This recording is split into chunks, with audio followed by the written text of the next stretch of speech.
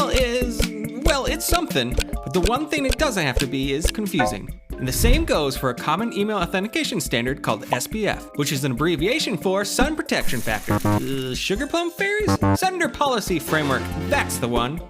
Email has been around for a while, and for nearly half of email's existence, Sender Policy Framework has nobly served as a capable, albeit slightly old-fashioned, email authentication method, bravely protecting your domain from being used by bad actors who would wish to use your domain for sending their spammy, unauthorized emails. Oh boy. Well, a better analogy might be this adorable kitty. Watch as she protects both the email sender and recipient from spam messages, spoofing of your domain, and phishing attempts. No, phishing attempts. There you go. Good kitty. But SPF isn't an actual cat, you goof. It's actually a text record that you add to your domain's DNS settings.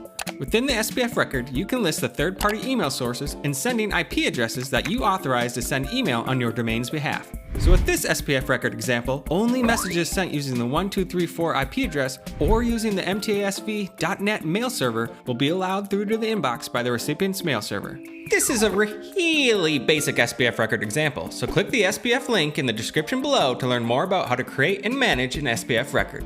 Let's take a closer look at how SPF works. First, you send an email from your email sending service, which in this case is using the 1234 IP address. The email arrives at your recipient's email server, which puts on a funny little hat and does some Sherlock Holmesing. It looks at the domain of the email's return path, which in this case is ilovepizza.com. The receiving mail server then checks that domain's DNS provider to determine if the sending mail server or sending IP your email is sent from is included in the domain's SPF record. And great Scott, Watson, it is! And because of that, your email is ushered into the inbox like royalty. After you, email. You've got mail. But say the email is sent by a bad actor using a sending service or sending IP that isn't included in the domain's SPF record.